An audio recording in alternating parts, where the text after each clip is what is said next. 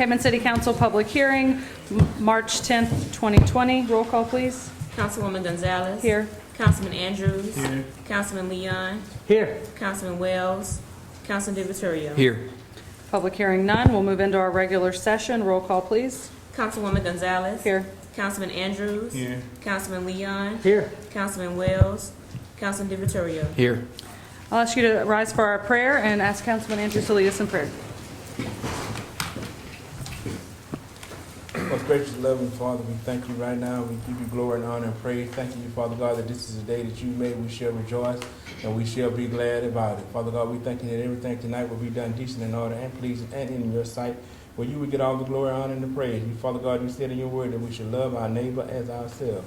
So right now, Father, I ask you to continue to look down upon our council, continue to bless us, guide us, and keep us, continue to touch the hearts and minds of our city administration, continue to keep them moving in the right direction, dear Heavenly Father. Not only that, but you continue to bless our men and women that serve in the police and the fire department, continue to protect them and guide them as they keep our city safe. We just thank you for it all, because without you, we are nothing. We give you glory and honor and praise and thanks on this night. In Jesus' name, amen. Amen. Now for our pledge, I'll ask all veterans and active military to render the proper salute.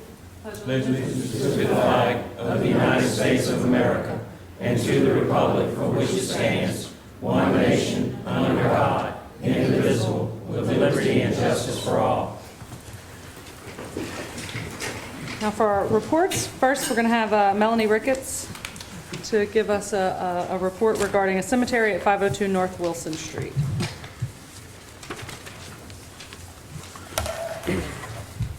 Good evening, ladies and gentlemen.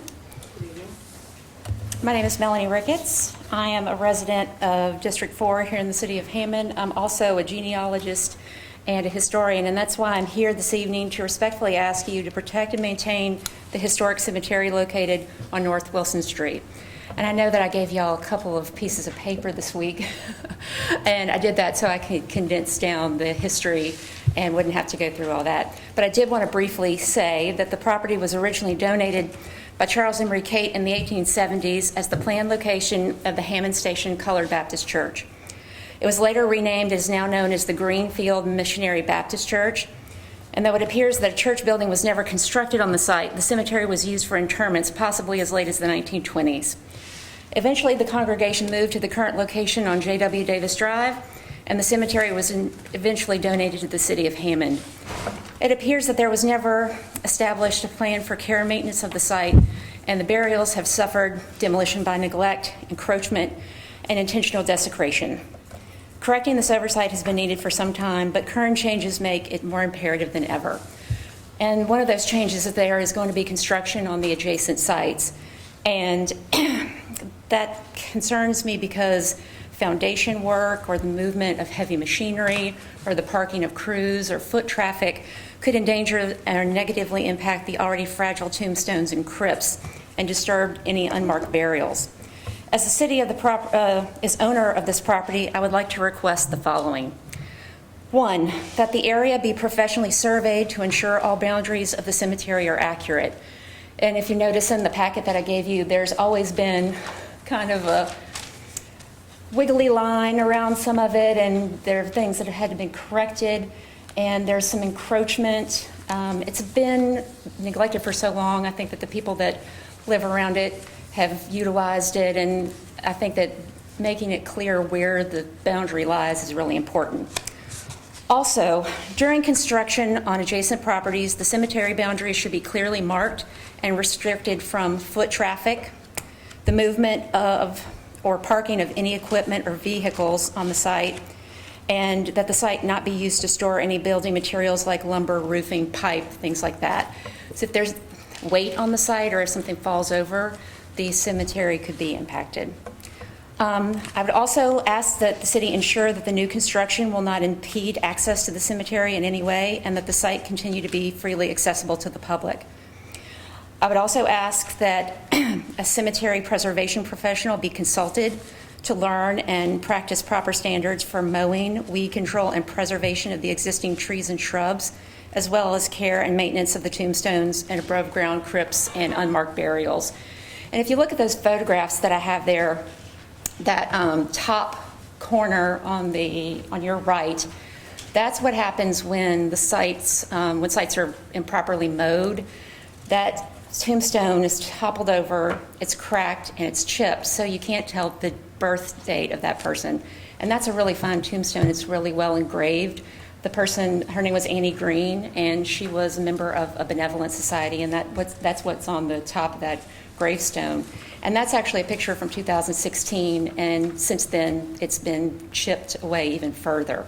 So those kind of things, you think you could just mow the grass, but it really does take some special care.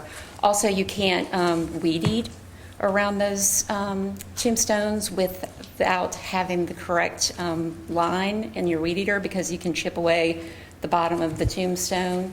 Also, like weed inhibiting toxins can deteriorate, the salts can get into the stone and actually deteriorate the stone and make them tip over. So they're just little things like that that people who do this kind of work are aware of, that people who might, just do regular maintenance might not be aware of. Also, have the area scanned with ground penetrating radar would be helpful to identify and mark unmarked graves. There could be hundreds of people buried out there. Those are just the tombstones that are left and that are still visible. So knowing where those graves are would be very useful. Also, with the guidance of a preservation professional, develop a plan to stabilize and repair long neglected tombstones and crypts. If you look at that photograph, that crypt has all kinds of vegetation growing out of it, and those are things that can continue to deteriorate the site and the tombstones and crypts. With the guidance of a cemetery preservation professional, consider historically appropriate fencing and signage that sends the message that the cemetery is cared for, maintained, and respected to avoid any further deterioration and desecration. And I know that sounds like a lot, and though the cemetery has been neglected in the past, we now have an opportunity to do better, which I know is possible because the city has taken such good care of the Peter Hammond Cemetery, which has been well maintained and preserved. And some of the people that are buried in the Wilson Street Cemetery were actually the neighbors of Peter Hammond. And one of the documents that I provided to you was the 1880 census, and if you look at that, Peter Hammond is probably, 5 people away from Jessica Latham, who was one of the people that's buried out there. So these people live very close together. They were friends and neighbors, and they should all be able to rest in peace the same way. The people buried in the Wilson Street Cemetery deserve to have their final resting places cared for and respected just as thoughtfully as Peter Hammond, because all of us deserve to rest in peace. So thank you. Thank you. Melanie, when did you say it was given to the city? The act of donation was 1994, 95. Mayor McCaskill signed 95. off on it. Yeah. And you have a name of a possible preservationist? There's somebody who does ground penetrating radar. The best person in the country is out of New Orleans. And there are a couple of different cemetery professionals. Actually, the Department of Justice, when they came out and viewed the site, there was some intentional movement of some of the stones, and people have been burying their dogs out there and moving the tombstones to mark where they buried their dogs. So the site's been at risk, and I had a cemetery professional who's now the superintendent of cemeteries in New Orleans come and look at it. Her name is Emily Ford, and she is familiar with the site. I mean, there are other people, but she's the best. Thank you. Anybody else have any questions? I think we have someone else who wants to address, so. Okay. Yes. Thank you. Thank you. Thank you, Madam President, Council, and the Mayor. My name is Melvin McElwee. I'm with the Louisiana Native Guard Association. Mayor, we want to thank you for celebrating 400 years of African American history and culture. And we stand now, also our Secretary of the Louisiana Native Guard Association and our Vice President. Would you all please stand? The reason I'm asking them to stand because our Vice President has a relative that's located in this graveyard that we're talking about. This graveyard has historical significance to the city of Hammond. And it's an easy problem because it belongs already to the city of Hammond. I thank Miss Melanie Rickett because she's been very polite on how she explained everything, but what's actually happened is that African American burial site has been desecrated.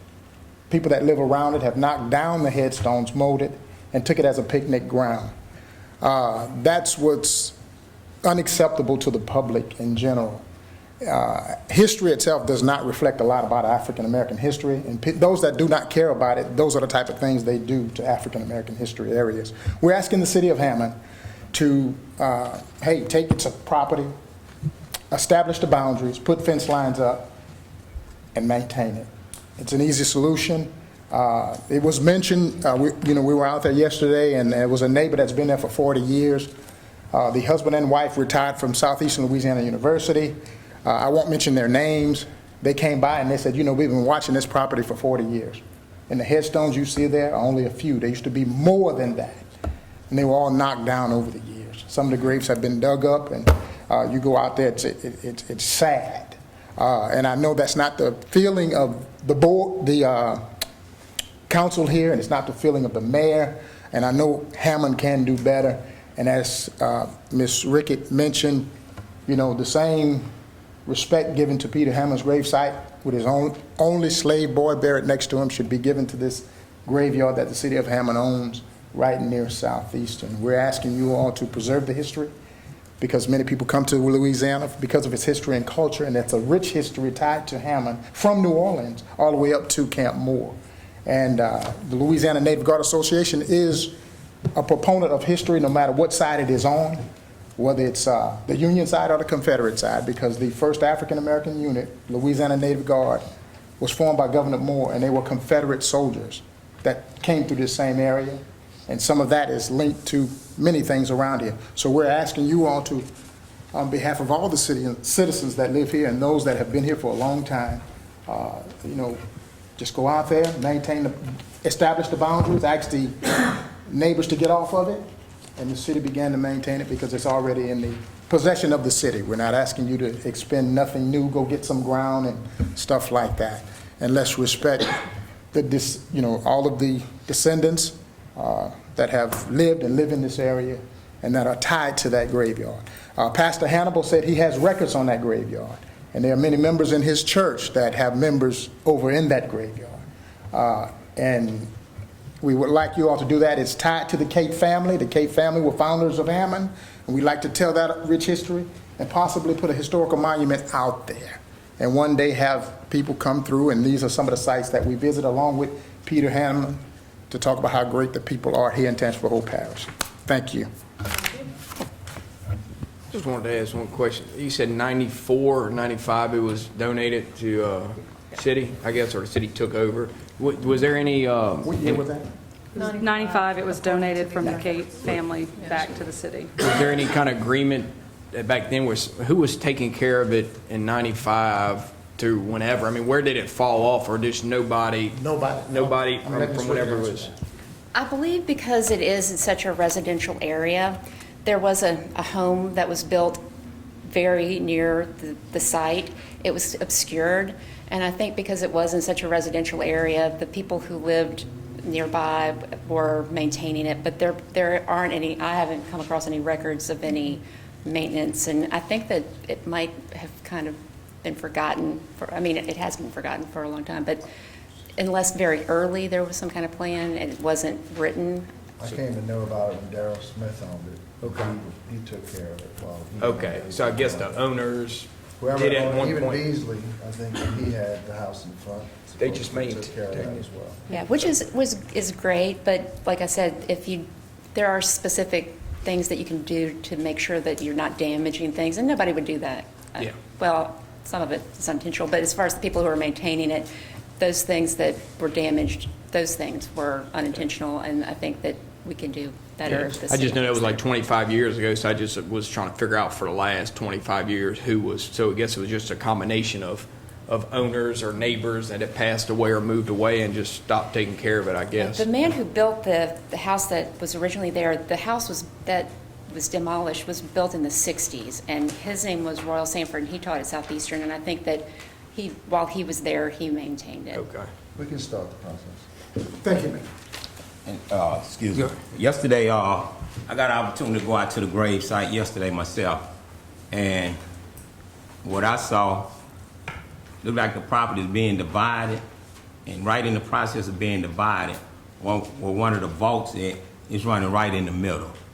So I think it's something that we really need to look at, because if I had anybody, my family was over there, I would like for it to be taken care of better than that, because even they were showing me what tractors had been riding all over the headstones and stuff. You can see all the marks from the tractors and the blades stretching all that up. So really, the tractors keep going on there.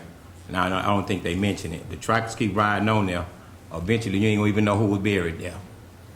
We'll go ahead and start off with a survey. All Thank you, right. sir. Thank you. Thank you all. Anyone else on this matter? Thank you. Then we'll move on, or, sorry, are there any other council reports? Anything else? Devon? Yeah, I'm Devon, sorry. go ahead. Sorry I was late.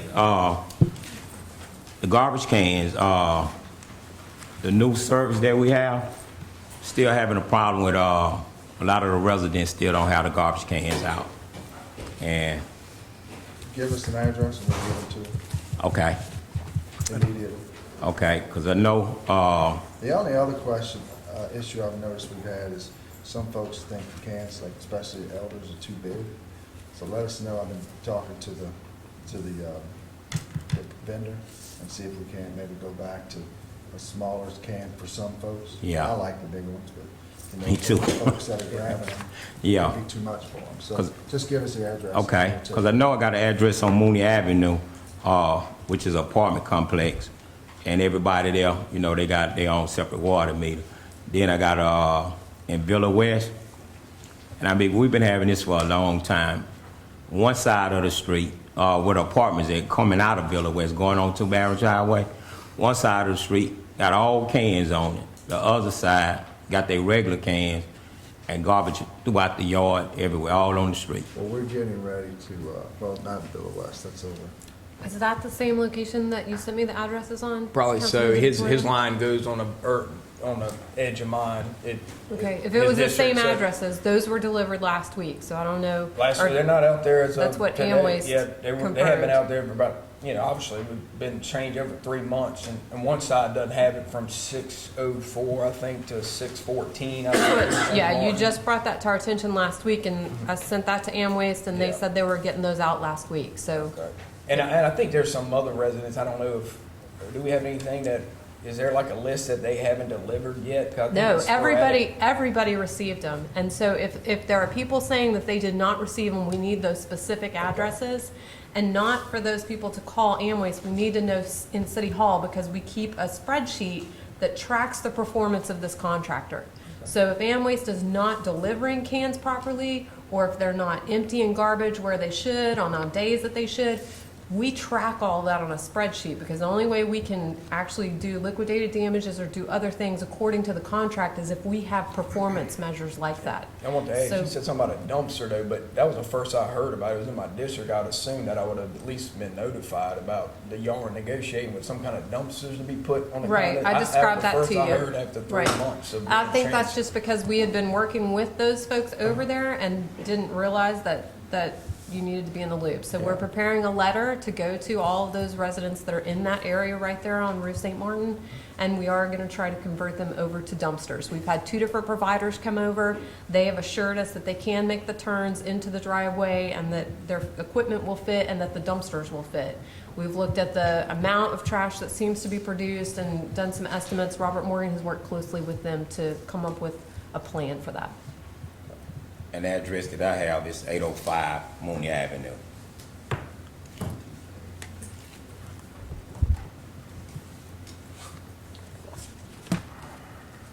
Thank you. Kip, go ahead. 2 quick things. On the 21st of this month, we'll have our cleanup day again over in District 1. I changed it from this upcoming date due to a death that I have to attend the funeral on. So we're going to move it back to the 21st, and we'll meet over at MLK Park, and we'll start at 10 o'clock.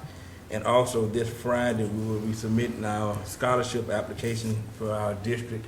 For any high school senior that is graduating that lives in District 1 can apply for this scholarship. So the application will be going out on Friday. Very good. Steve, anything? All right, then we'll move to mayor's report. Mayor report. We have Andre here with the flood study. How you doing? Evening, Madam President, council members, Mr. Mayor. Appreciate the call back. This is the outbrief or the summary of the flood insurance rate map study that we performed over the course of the last year to look at lowering the base flood elevations through the city. So this is offering you our opinion of the opportunity and the best way to go about doing that. Okay, so we'll go back through the study objective, kind of give you the basics of a flood insurance rate map, our observations, and the conclusions. And most of this presentation in the firm basics part was done previously, so I'll go fast and we can go right back to it if you have particular questions. So again, the objective was to identify a strategy to reduce the base flood elevations. That was the genesis of the whole effort, was the broad opinion in the city that the flood maps are inappropriate, that the base flood elevations are too high, causing people to build too high, not able to use their property, and resulting in higher flood insurance premiums. As an aside, just before this presentation, I called Tangipahoa Parish, and they looked up the FEMA numbers for Region 6. And the residents in the city of Hammond pay $1.35 million every year in flood insurance premiums. There are 791 homes in A zones. If you take a structure at BFE in an A zone and you lower base flood elevation 1 foot, according to FEMA's standard or average size house, that's almost $1,000 savings for that one structure. So the potential taxpayer benefit is tremendous. And again, that's the potential benefits. We think that there's opportunity here, and we'll go through that. So the potential ways to revise your map are to just get a better representation of the ground surface and remap. A more intense effort would be to remodel, that is, look at the behavior of water and how much water is coming, get new model results, new topography, and remap. And finally, the most intense would be to construct some project, a large channel improvement, a large detention basin, something like that, then remodel, then remap, then change the maps. So I'll just skip to the end and tell you that the result, or what we recommended in our December 2019 memorandum, was within the area of likely benefit to remodel, remap, and then submit a revision to FEMA. We believe that offers the best opportunity for meaningful reduction in base flood elevation in that area of likely benefit. And we'll show you the map for that in just a moment. So again, the flood insurance rate map is just the result of a computer model of rainfall and flows through your channels and the rise of that water. People studying those models then draw maps from those model results and then publish those as your flood insurance rate map. So we'll skip through the rest of those. We can go back through the GWiz if you like. Our observations in the study, looking at previous studies. As a result of the repeated data requests to FEMA, they made a response in February 2019. They made a follow-up response because they didn't finish the first in August of 2019. You're looking at a map of a part of the city's flood insurance rate map there.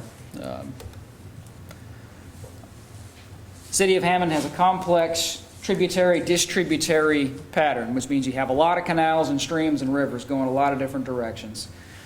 The methods employed by FEMA, remember, they have to model the United States of America. So they're going fast and loose. That's not a technical term. They've got a lot of ground to cover, so they use approximate methods that work well in the classic situation. Hammond's geometry here is not a classic situation. It doesn't work well with the model platform that they used. So it tends to skew the results. So as part of the study, we took their models, reconstructed the topography, looked at how they did it, and tried to arrive at some conclusions. You don't have to worry about the lines. Suffice to say, some of what they did was good. Some of what they did was not so good. So if you look at this map, I don't know if you have one in front of you, you can see the red line represents the city limits. The green shaded areas show the A zones. So that is the floodplain as defined by your flood insurance rate maps. And you see that large blob of blue there on the northern part of the city, right? So just by definition, that is where the greatest opportunity for reduction in base flood elevation and elimination of flood zone lies. Okay, so back to observations. Some of the issues were fidelity of the model topography versus the real world. They got some of their ground elevations wrong. Some was good, some was not so good. Limited model detail. There won't be a quiz on this, but they did a lot of they did limited hydraulics and a lot of hydrology, which kind of means that they were just jamming water in there into the channels without really accounting for a lot of the volume provided by the stream banks and the ditches. And the effect of that is, in the model, it inflates the resulting water surface elevation. So for several reasons, we believe they overpredicted the base flood elevation. And then they created broad maps based on these inflated elevations, which is why you have such an expanse of A-zone across the top of the city there. You don't need to study the numbers unless you want to, but we took the 2012 Fort and Tablada study, which looked at a 10-year event on many of these same channels, and compared it to the flood insurance study, and compared it to gauge readings of real-world events. And suffice to say that the more modern Fort and Tablada model differs significantly than the flood insurance study, where for the same flow, the flood insurance study would predict a much higher water surface elevation. And then for similar places on the channels, the flows differ dramatically. So you have fundamental differences between a detailed study by Fort and Tablada and an approximate study by FEMA, which strongly suggests that the FEMA study could use some, we'll say, refinement, put it that way.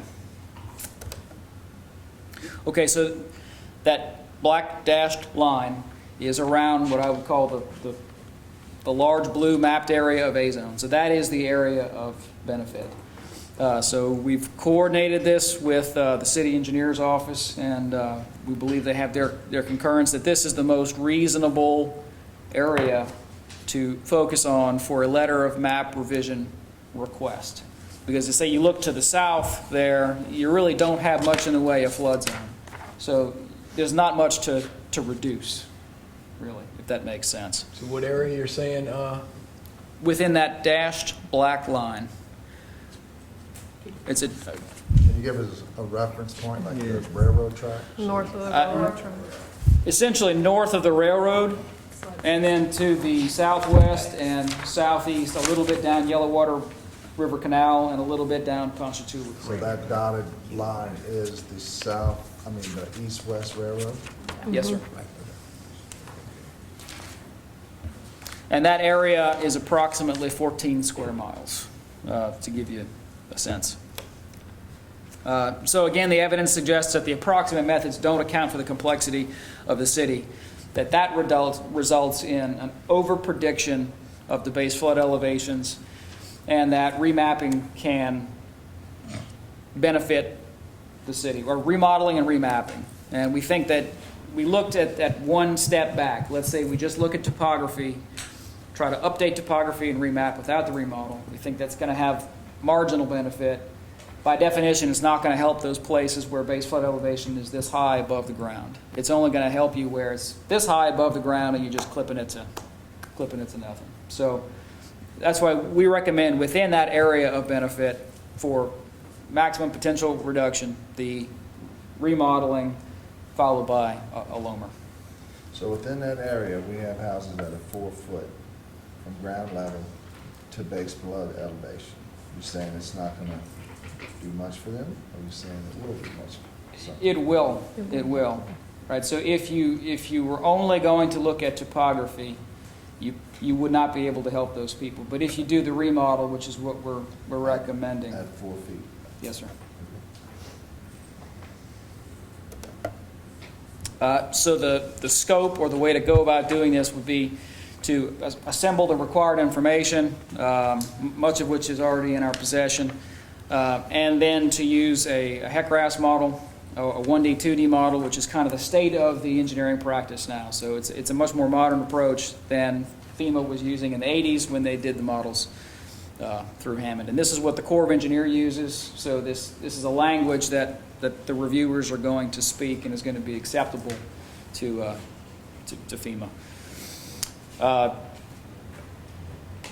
Without going into excruciating detail here, two-dimensional models of Tangipahoa Parish exist and are open source and can be used. So we would get those models, refine them, collect actual surveyed points, update the mesh and refine the mesh within the city limits, and then run the analysis on that. Following analysis, you have outputs, so then we would remap, prepare the applications and the technical reports and the workbooks, submit that to FEMA for them to review and hopefully adopt the map.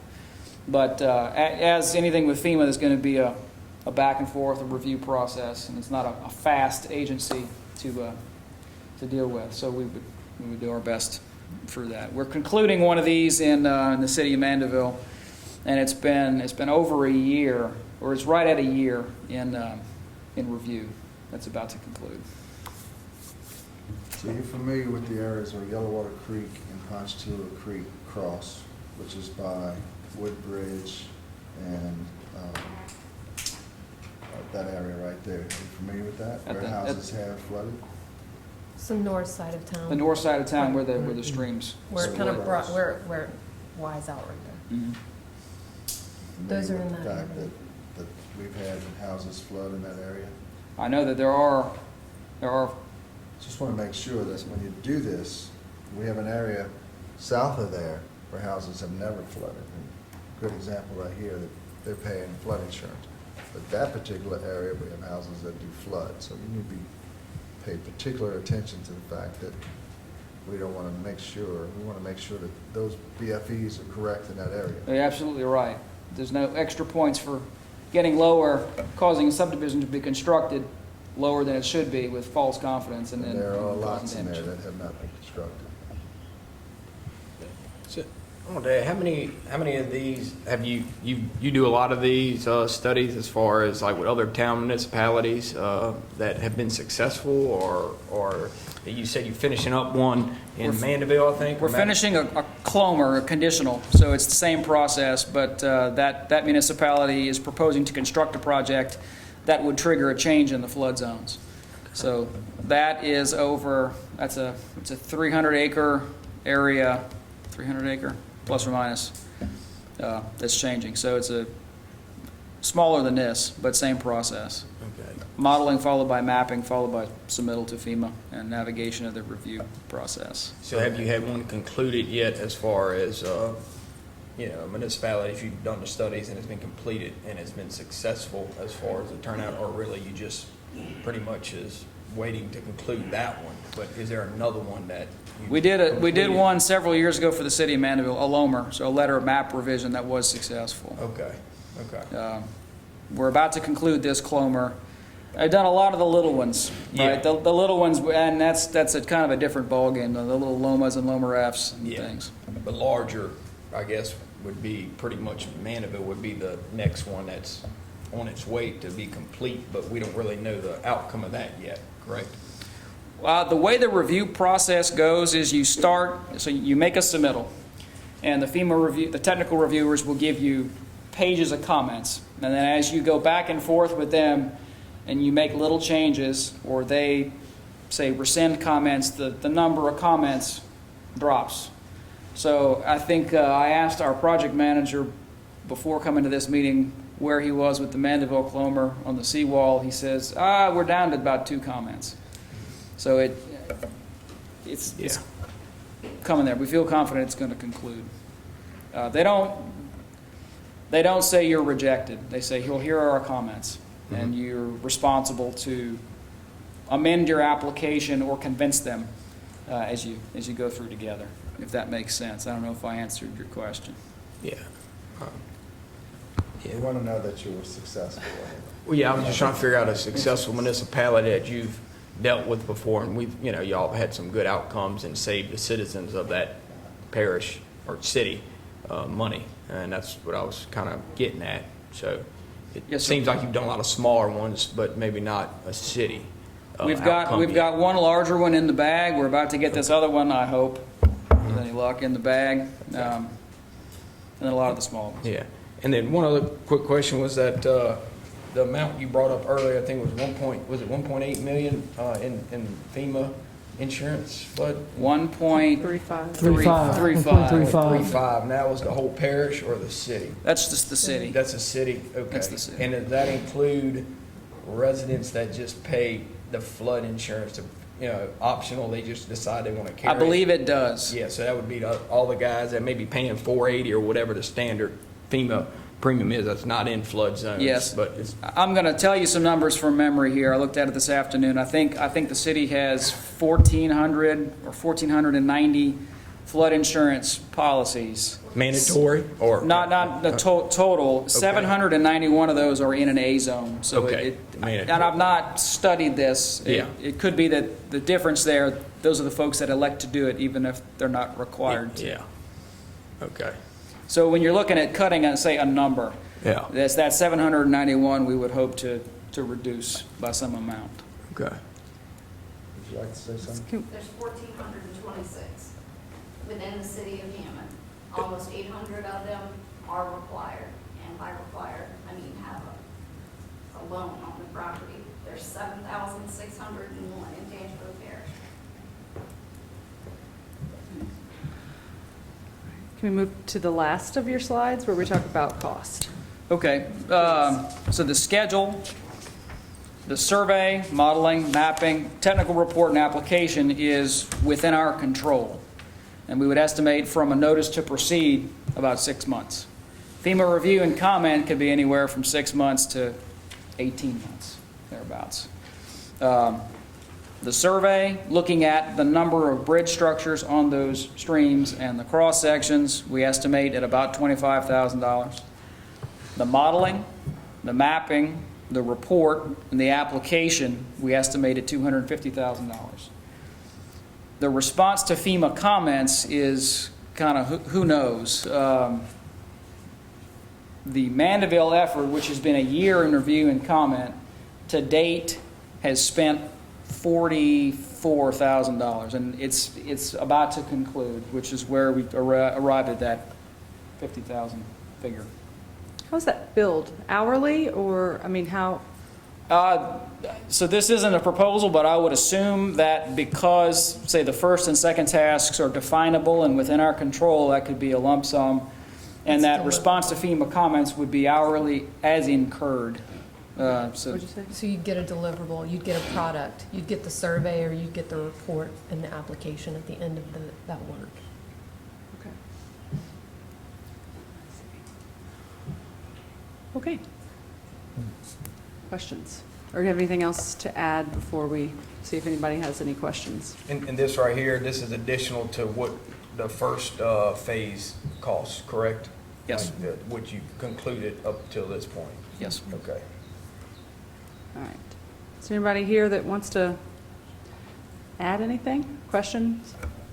Yeah, I have a couple of comments, and I don't mean this necessarily. Dana, do you mind coming up and giving us your info? Name and address, I'm please.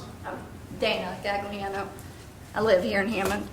I have a couple of comments, and again, I don't mean this necessarily personally, but my understanding in June, with the June presentation, was that this engineering, is it principal engineering, was going to come back today with some hard numbers, some specifics on how we would go from here, whether the base flood elevation could be amended or changed. My understanding was, and again from the June presentation, was that there are errors, there are omissions, there's, from my recollection, basically a bunch of human error that goes into making the maps or the modeling. I guess for me, I thought today was more, from the re-request of the data from FEMA, which they were going to do the day after the last presentation. They were going to look at all that information and they were going to come back to us as citizens and tell us, this is what we can do. I understand what a LOMAR is. I understand what the conditional use, I understand all that. So I guess my question for you specifically is, if there's all of the data errors, the LiDAR, whether it's flown at whatever feet, how it's interpreted, all of that information, we know that there are at least, and this is just with me searching it, the same FEMA maps, at least 4 canals that were built since 1988 that were not included in the data that was submitted, that was modeled, submitted, spit out the numbers, they made a map, submitted to FEMA, all that, at least 4. In fact, if you look at the data for this area that's north of the railroad tracks, the closest area that was actually a cross-section is within walking distance of this building. It's literally right over here. It's nowhere near that area. There are 15 cross-sections for all of Ponchatoula Creek. The closest one to, say, Southeastern baseball field is that canal that crosses Church Street, which is on the south side of the railroad tracks. Again, not effective. So back to my question, if you're going to get the data and reanalyze it, in your first presentation, you indicated the best thing to do would be remodel. In fact, I think you said before a bunch of on-the-ground footwork or something was done, that should be done. So when is that going to be done? Or has that been done? So, aside from all of that, I would like to know, does the city of Hammond have a floodplain manager? If so, what efforts as the city are being taken to help those of us that have to have flood insurance get the community discount, the community rating system discount? I understand probably none of you were on this council when that deadline came and went, but we're here now. So what are we doing so that as citizens, as the 1,400 people that, just in the city of Hammond have flood insurance, what, as the city, is being done, can be agreed to be done, can be started, something, so that we can enroll, if we're not already, which as of, I think I checked Thursday, we were not. We missed that deadline. It's come and gone by years. There's another deadline coming. What can we do to get in that so that as individuals, we can get any discount? I realize, based on requiring people to build to base flood elevation, there's a number of things that the basic discount we can get. And I'm not talking about having to hire another person or someone else, but I would like to know, do we have a floodplain manager for Hammond? Yes, ma'am. Tracy is. I'm the floodplain manager for the city of Hammond. Awesome. We have looked at that CRS program, and it takes a lot of work and a lot of manpower, a lot of paperwork, a lot of documentation, but we'll be glad to look at it again. Yeah, I mean, my understanding of it is a lot of it's already being done, but we're not individually or as a city benefiting from it. Tangipahoa Parish is benefiting from it. We are one of 13% of the entire state of Louisiana that does not participate in that. And yet, as citizens, the number of individuals in Tangipahoa Parish, we carry 80%. So 80% of our people are compliant and have flood insurance, whether it's required, whether it's a loan, whether it's not. None of the people in the city of Hammond are receiving a discount. Some of the individuals outside of the city, within Tangipahoa Parish, are receiving, they're graded. It's from 0 to 9. We're 0 because we're not in it. But we are doing, of the 11 things I know off the top of my head, the city of Hammond's probably doing 7 of them already. That's it. Thank you.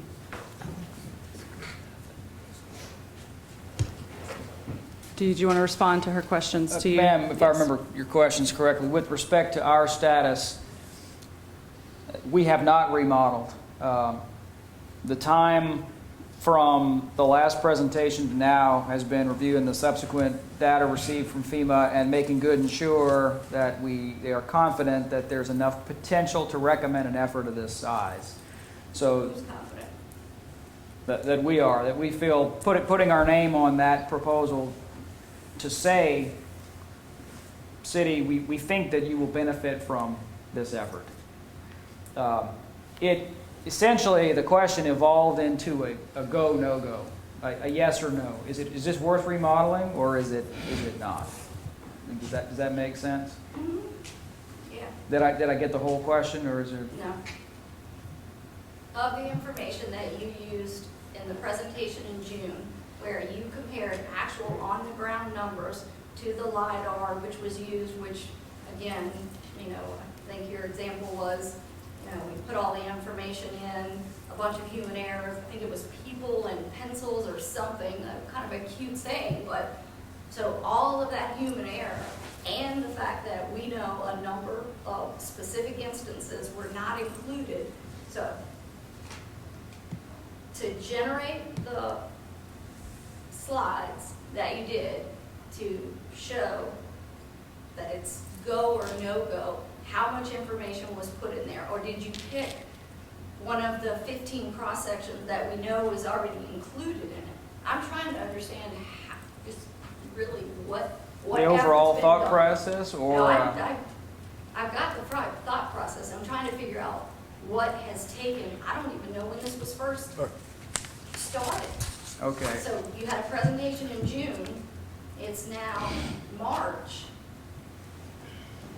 Are you asking for an Where else would you evaluation? answer? Are you asking for what his valuation, his outcome is as of today, as far as where we stand, as far as how we rate?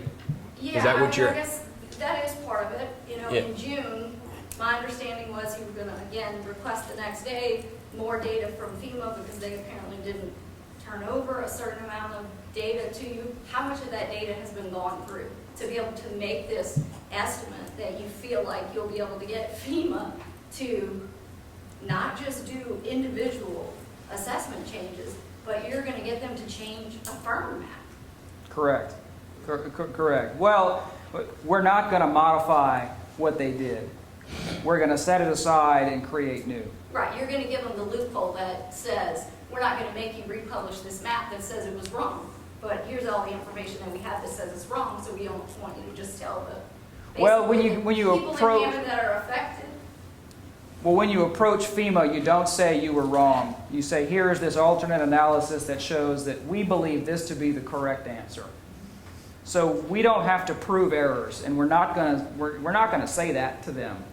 So, and I don't mean to interrupt you, but again, the question is, how much of the data have you gone through to this point from your initial request and receipt from them to the re-request of the information that makes you relatively certain if we remodel, if we resurvey, we remodel, we remap, and we resubmit, that they're actually going to That they're going to accept it and change the Right. So map. how much of that data have you gone through?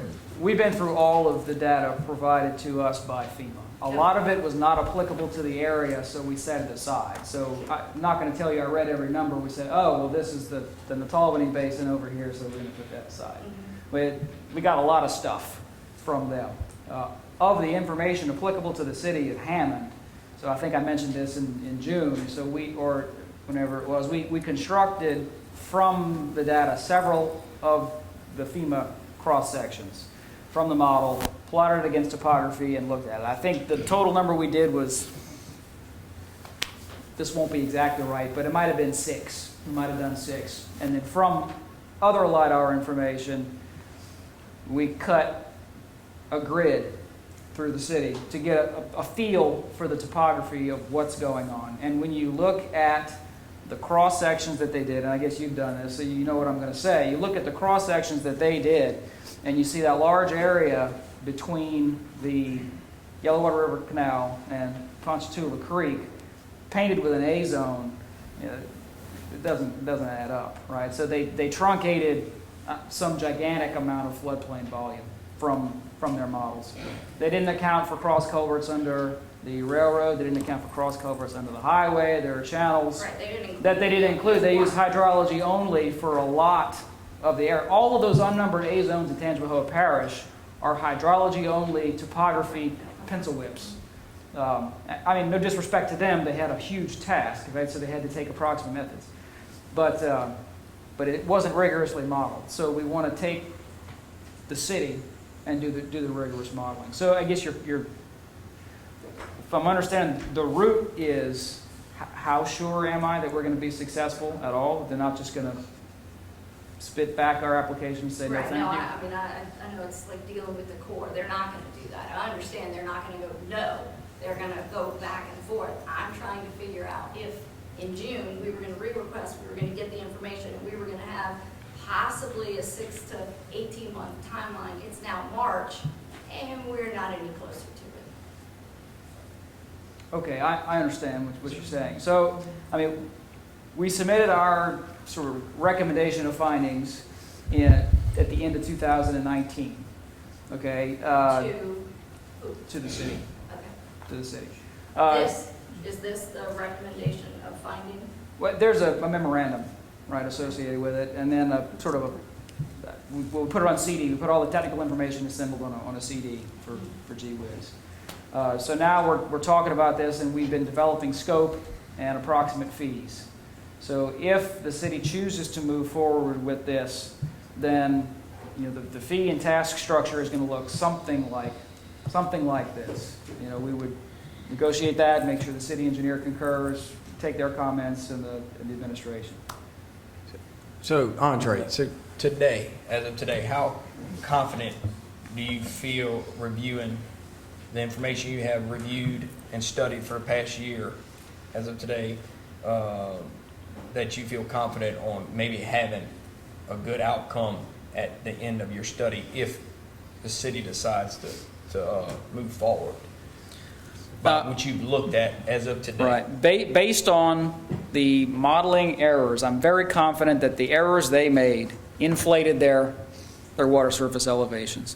The reports of structure flooding, or the reports of absence of structure flooding during a lot of serious or a lot of heavy rainfall events, lend credence to that they're over-predicted. So we do feel confident that the base flood elevations are over-predicted, and we could demonstrate through a more rigorous analysis a lower base flood elevation. I can't tell you a number. I don't want to tell you X feet or eliminate through here, but we do feel confident that you can realize significant benefit through that area to the north.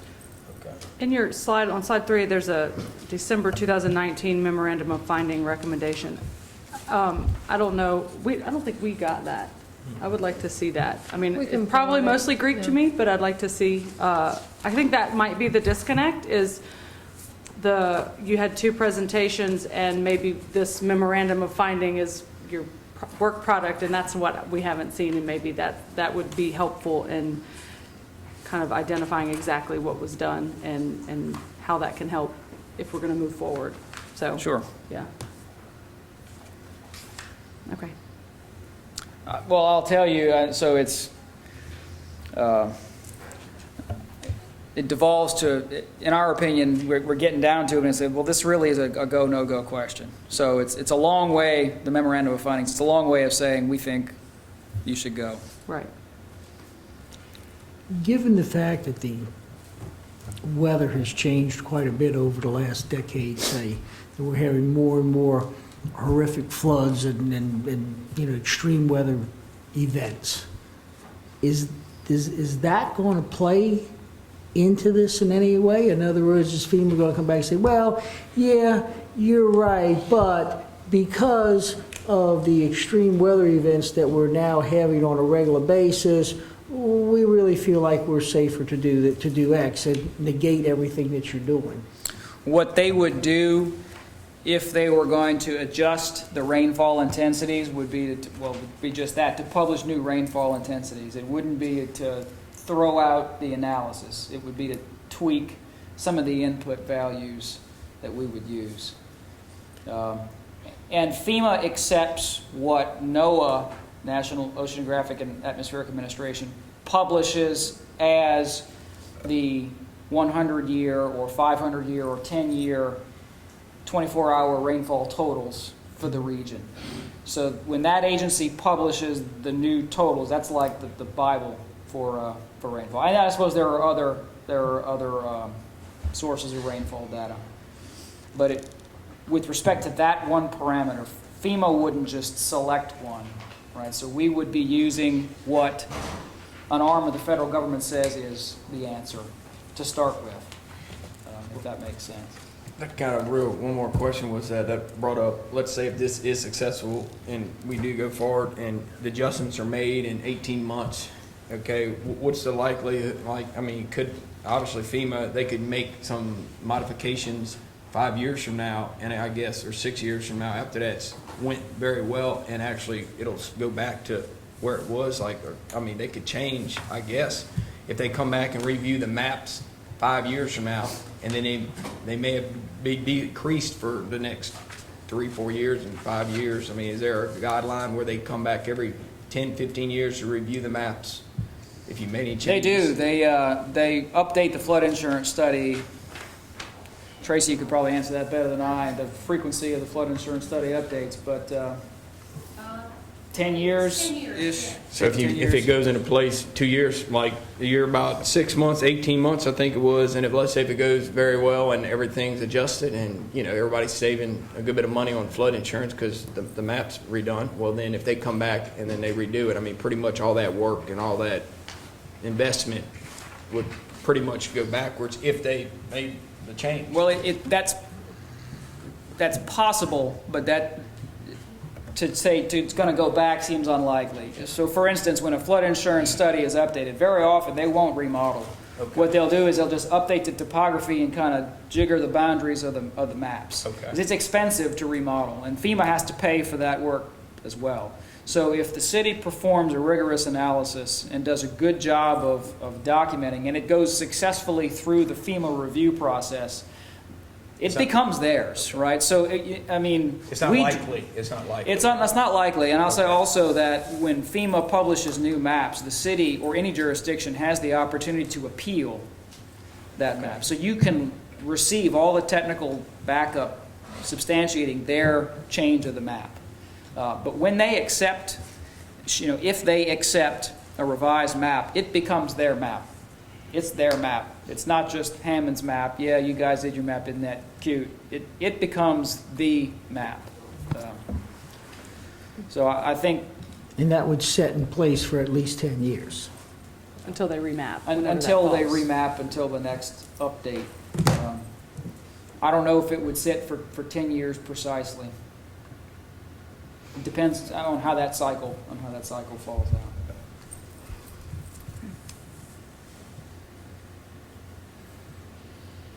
Any other questions or comments? Obviously, we have a little more work and discussion to do. And however this works, the city will get back to you. How does this work, Lacey? Whether we want to do it or not? Yeah, we'd have to put it into the budget. Okay. And we're looking at, what, 325,000? To start. That's the estimate. Okay. All right. Well, thank you for your time. I also want to say that after your first presentation, to speak to Dana's comment about the community rating system, that's something I brought to the city's attention that I really would like us to look into because it's discounts for people on their flood insurance. And so hopefully we can get something going with that because I know I brought it up in June. We've looked at some of that. On average, it would probably save those in our flood zone about $62 a year. Those outside the flood zone would save somewhere around $41 a year. With the audits and the things that are required to get into it, we're looking at a pretty costly effort. So we need to evaluate and decide in the budget whether we want to basically hire another person to help with some of that work. Okay. Well, that's good to know because we hadn't really talked about a follow-up to that request. So, all right, well, we'll get to work on all that. Mayor, anything else? No, that's it. All right, now for our minutes of February 27th, 2020. Need a motion, please? Make a motion that we accept our February 27, 2020 minutes from our meeting. Second. Councilwoman Gonzalez. Aye. Councilman Andrews. Aye. Councilman Leon.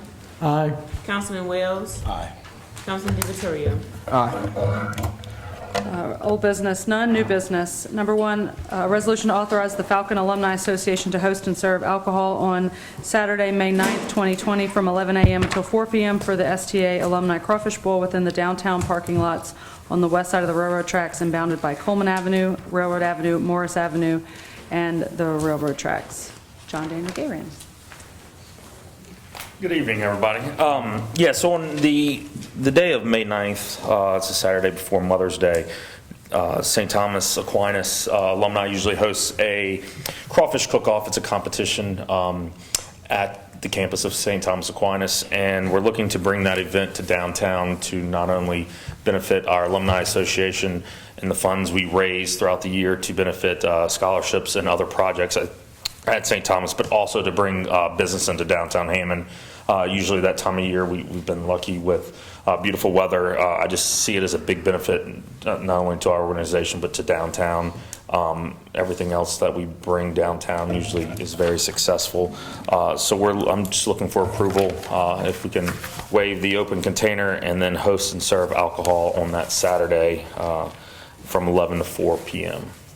And will you have someone doing wristbands and checking IDs? Yes, we'll have representatives from our group checking IDs for anyone who is looking to purchase alcohol, IDing. We've even discussed using better technology to ensure that everyone is of legal drinking age. Any questions or comments? I am on the St. Thomas Alumni Board, so I'm going to abstain from the vote. Just want to put that out there. All right, pleasure of the council. Make a motion to approve. Second. Councilman Andrews. Aye. Councilman Leon. Aye. Councilman Wells. Aye. Councilman DiVittorio. Aye. Number two, a resolution to authorize the Falcon Alumni Association to obtain a waiver of the open container law on Saturday, May 9th, 2020, from 11 a.m. until 4 p.m. for the STA Alumni Crawfish Bowl within the downtown parking lots on the west side of the railroad tracks and bounded by Coleman Avenue, Railroad Avenue, Morris Avenue, and the railroad tracks. Same pleasure of the council. Motion to approve. Second. Councilman Andrews. Aye. Councilman Leon. Aye. Councilman Wells. Aye. Councilman DiVittorio. Aye. Thank you, John Daniel. Thank y'all. Number three, a resolution adopting a revised grievance procedure under the City of Hammond's Section 504 Evaluation and Transition Plan and summary of previous and new actions taken and authorizing related housekeeping changes therein. Charles. I think you all should have received a copy of this, and I realize this is probably the first time many of you are seeing it. I'll try to be quick and succinct. As we participate in more federal programs, grant programs, low-interest loan programs, there are federal guidelines, statutes, laws that we have to comply with. One of those involves non-discrimination. There are actually several that involve non-discrimination. Section 5 is one of those. Section 504, rather, is one of those. And we're fortunate that we have federal agencies and state agencies that will provide assistance to us in terms of how we can improve our compliance. In this case, the Louisiana Office of Community Development, which oversees our Louisiana Community Development Block Grant, that's what's providing all those sewer improvements out there between Mooney and Morrison and Thomas and Palmetto.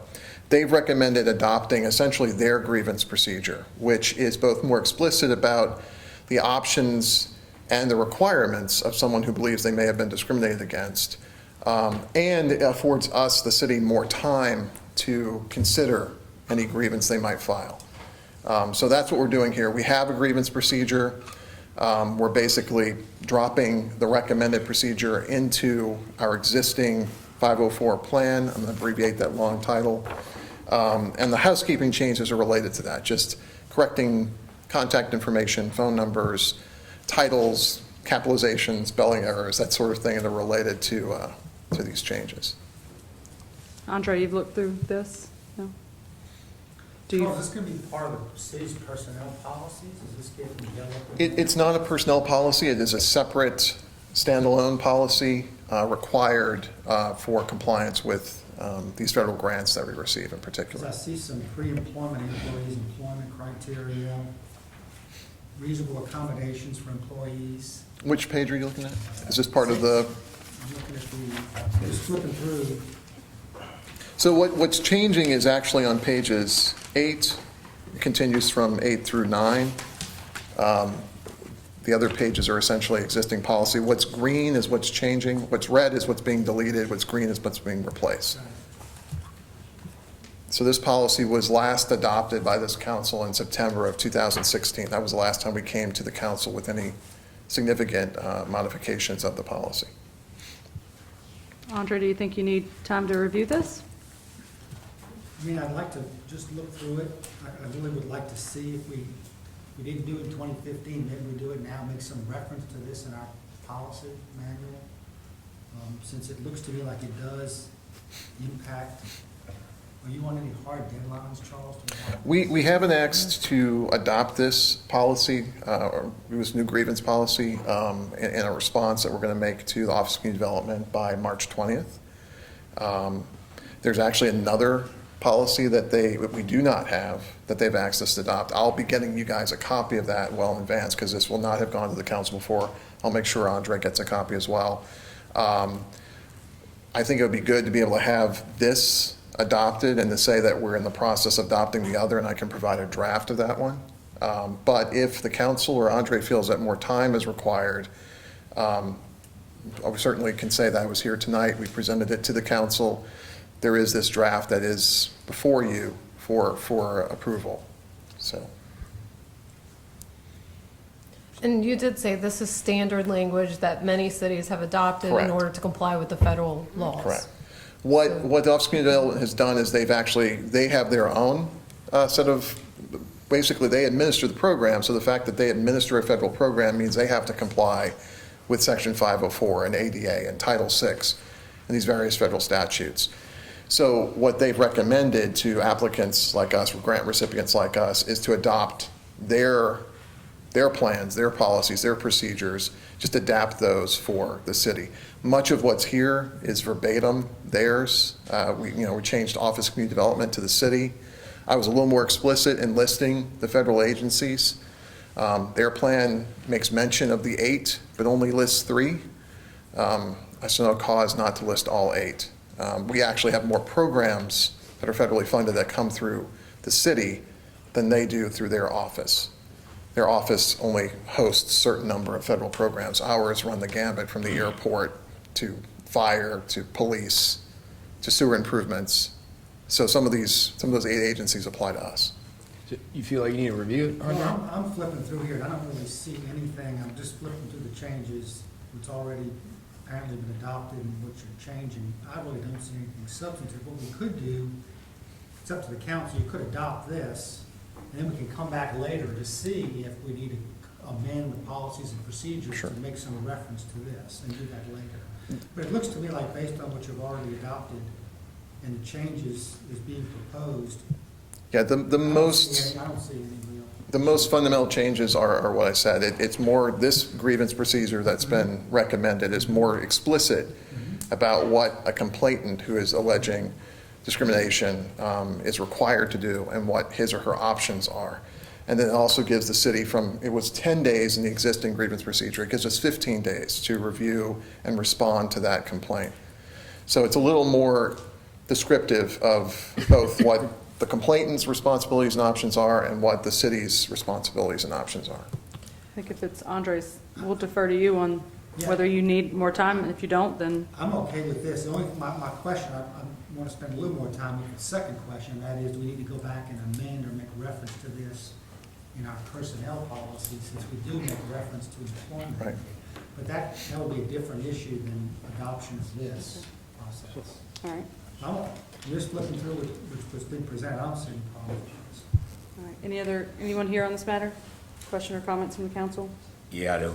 Go ahead. Right here, this is some of the problems that I'm having right now. You just presented this. I guess, I don't know, Andre, how long you had this? No, you ain't got to say it, but this is what I'm saying. This is some of the problems that I'm having right now. You get this stuff at the last minute. It's nothing against you.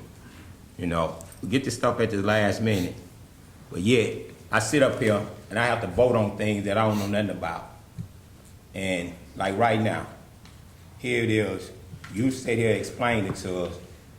Andre really don't know what's going on, but yet I'm supposed to sit up here and vote on it. And we got to stop doing this. You know, I'm talking about throughout Hammond period. Anytime we voting on something, it's very important to all of us, and not to us, even the citizens. You know, I heard that when the lady was talking earlier, here's two different things going on. Seemed like to me she had more research than the man that we paying a lot of money for, and it don't make sense. And I'm talking about we need to be more aware. I'm talking to city council now. We need to be more aware of what we voting on, and stop bringing this stuff up at the last minute and expect us to vote on it. I apologize and I thank you for your time. I think you had a good point. I mean, if you want to table, I mean, you just got it, Andre. You want just a little extra more time just to review it, or I mean, you feel confident? Well, I'm just flipping through, if what's redlined is what's being changed. Correct. And what's in green is what's being added. I mean, I can just see that it does give a little more detail, and it does give a little more context to a grievance procedure, which is a good thing. My issue is, when I flip through this, I'm very careful about our personnel policies. I want to be sure we're all looking at one place. So if somebody asks me a question about our employment policies, if this has an impact with employment policies, this needs to be referenced someplace in our employment policies. There's not someplace else to look for that. Are we on a deadline right now for this here? They've requested us to basically respond to them in terms of what we're doing to meet their recommendations by March 20th. So again, the thought here was to get this grievance procedure adopted so that we could show that we had presented it and adopted it as a city. There is another policy, it's a limited English proficiency policy, which we do not currently have, which we were required to have under these federal programs. That is going to be the first time the council will be seeing it. I will get that to you guys as soon as I am finished editing it. It's close. I hope to have it to you before the end of the week, and that would be presented at the next council meeting. I'm gonna just because it didn't seem like Andre had a lot of time to review it, I'm gonna just make a motion to table this item. Second. And, you know, to Devon's point, I mean, we got a city attorney who has to defend these policies and procedures. So before it even gets brought here, it should have been brought to him first, because he is ultimately our guy to defend the city if a suit was to come about on this stuff. So just point of reference. Certainly. Councilman Leon. Aye. Councilman Andrews. Aye. Councilwoman Gonzalez. Aye. Councilman DiViterio. Aye. Councilman Wells. Aye. Motion approved to table. Charles, I would state, thank you for submitting it to it within the deadline to the council. I do want to note that so everyone knows that you did submit it to us and you gave us this by email ahead of time. Maybe just next time we make sure the city attorney has a chance to review it. Sure, And, absolutely. You were within the deadline, so I just want to say that. Not to mention human resources. Yes. I did have a conversation about it with Loretta, so. All right, number 4, a resolution authorizing the mayor to enter a cooperative endeavor agreement with Tangipahoa Parish Government, Cypress Point Hospital, and the Heights Apartments LLC for road improvements to John Lambert Drive for a cost of up to $31,250, 1/4 of the total cost estimated at $125,000. Funds are proposed to come from the surplus available funds. Lacey Landrum. So what was emailed to you earlier is the contract, and that's what's also linked here. We also brought forward the current cost estimate, which is shown on that top page, and then the proposed addition, which is a turning lane out of that area. So it's a concrete turning lane that would be added onto John Lambert Drive to help with the traffic congestion and the overall safety of that area. There would be no changes to the airport road that is there. This is all south of I-12. There was also a traffic study done to kind of analyze whether the turn lane would be beneficial to the area and how long that lane should be in queuing up. And that came forward because it emphasized that the future development of this entire area is the 336 unit apartment complex the 99-lot subdivision, the 40,000 square feet of medical office buildings, a hotel with 146 rooms, and a nursing home with 150 units. That is what is projected for that one road coming out onto Airport. So this is being a proactive way. It's a nice split between 4 partners, the city being one of those. And what is requested is to handle the cost estimate that's presented to you and have just a little bit of contingency in that. So a total cost estimate up to $125,000. So what the city would be on the hook for is up to $31,250, since we would be partnering with Tangipahoa Parish Government to pay a fourth, Cypress Point Hospital to pay a fourth, and the Heights Apartment to pay a fourth. We're proposing the funds to come from the surplus available funds, which right now to date have $98,615.78 available. So we're proposing to pull the $31,250 from that $98,600. Anyone here on this matter? Just as a point of information, is this in the city limits? Yes. Yes. It is, okay. And it is, John Lambert is the city's road. So technically, if these improvements became required at a later date, the city could be on the hook for the entire project. Right now is a nice proposal to have 4 partners to split the cost. A question. You said the city come at a later date. Explain that to me.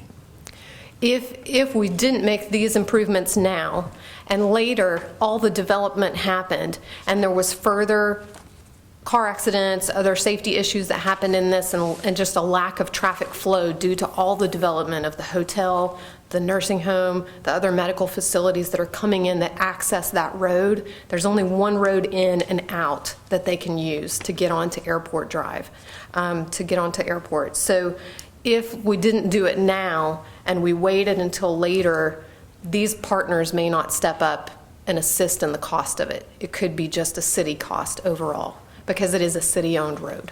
We were actually approached by the apartment. Okay. Yeah, this is another thing too. I mean, this is what I just got through talking about. I'm quite sure this in my district. I didn't hear about this here till 5:30 Friday. But yet, here it is once again. Here it is. You're expecting me to vote on something. $31,250. $250. This is what I talk about, these last minute things. And I don't know. I like to table it myself. I understand. We just got the contract, and I don't know, I was not involved in the meetings myself, so I can't tell you how long this has been going on or who was studying it. Again, it was brought by the Heights Department that was doing the overall investment back there, and it was their idea. They brought forward the traffic study. They also brought forward the cost estimate for the project. So we sent it to the council as soon as we received it. So you must have just received this Friday, right? Thursday, I think, is the date that it was sent to the council. Okay. I just received it Friday. I don't know if my email is a little slower. I received it on Thursday and sent it to the council on Thursday. Well, I received it Friday at 5:30. And I think one of the things too that would be helpful is if there's questions about things, again, you know, we can prepare that information. We can bring that. We can move forward with it. yeah, well, I'm glad you said that. And I think anytime you're doing something like this in any district, in all 5 of the districts, I think the councilman need to be more aware of what's taking place in his district, instead of just coming at the last minute saying something about it. We could certainly ask for meetings that involve the council members. Like I said, I was not a part of these meetings and these discussions, so I was just facilitating the contract and sending it to the council. Yeah. Pleasure of the council.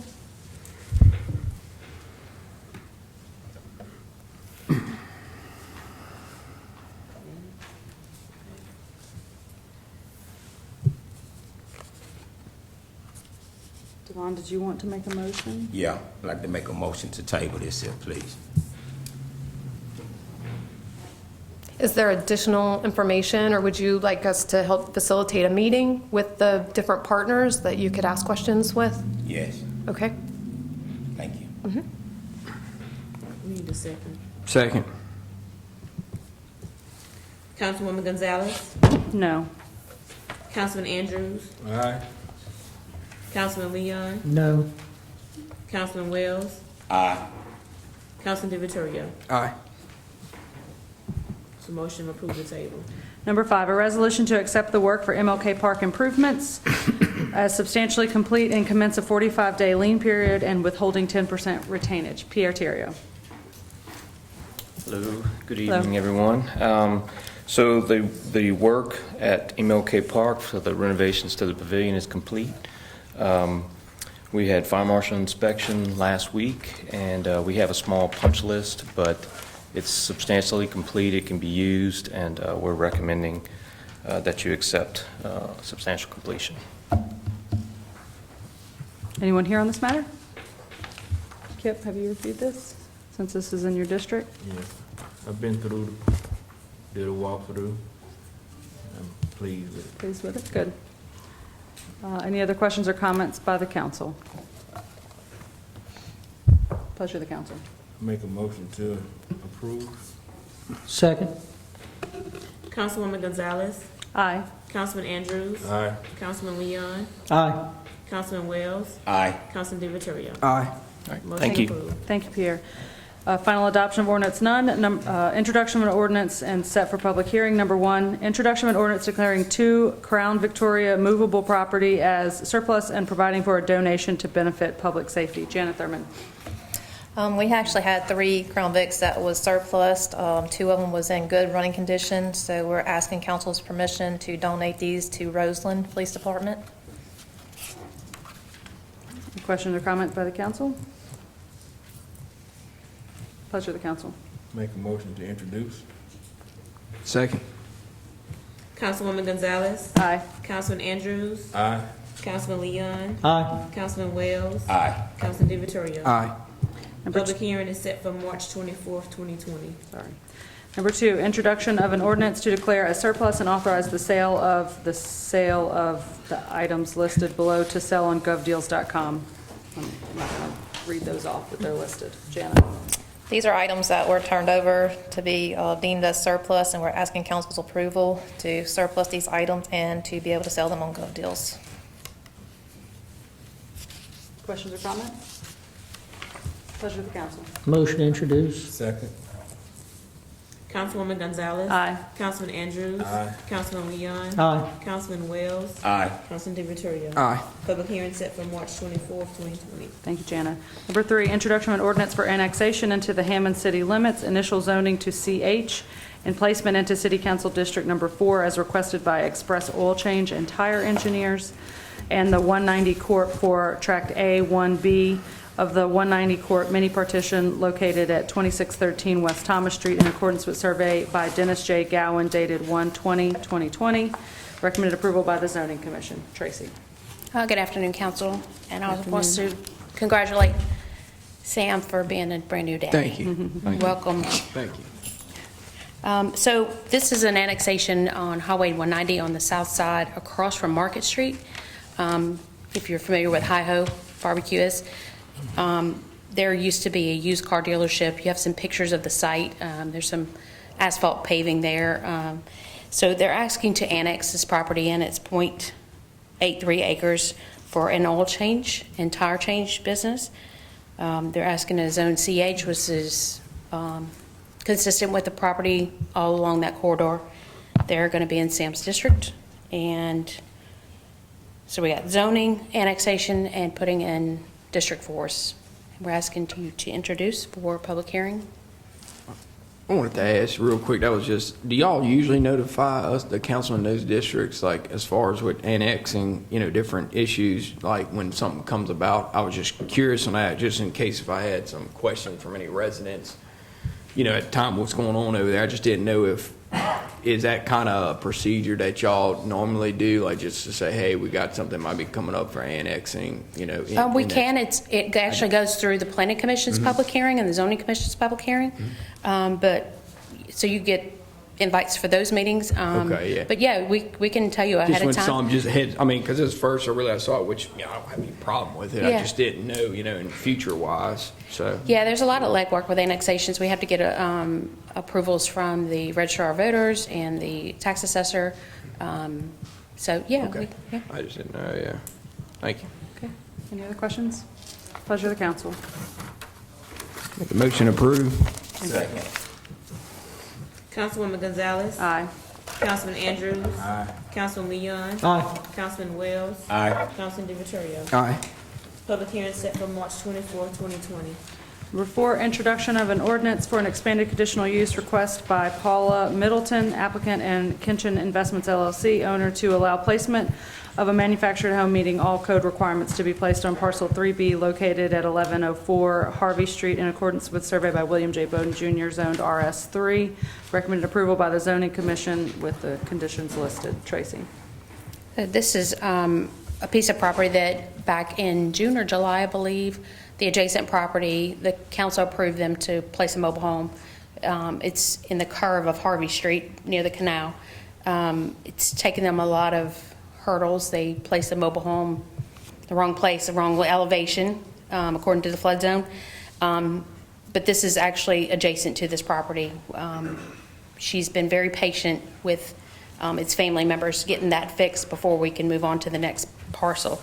So she's, Ms. Paula Middleton's asking to place a mobile home, a single wide. You have pictures of what she's proposing there is a 2020 mobile home. And our zoning commission will recommend approval with the standard conditions that you see listed here. Any questions or comments from the council? Pleasure of the council. Make a motion to introduce. Second. Councilwoman Gonzalez. Aye. Councilman Andrews. Aye. Councilman Leon. Aye. Councilman Wells. Aye. Councilman DiViterio. Aye. Public hearing set for March 24, 2020. Thank you, Tracy. Thank you. Make a motion to adjourn. Second. All in favor, say aye. Aye.